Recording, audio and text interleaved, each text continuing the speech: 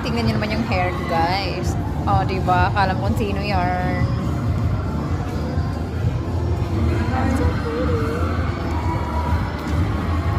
Look at that. Sana ganito na lang hair ko everyday.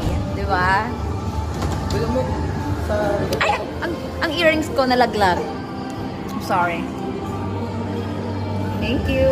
Pakita ko nga sa box ng mga... Ha? Check ko lang sa box. Sure.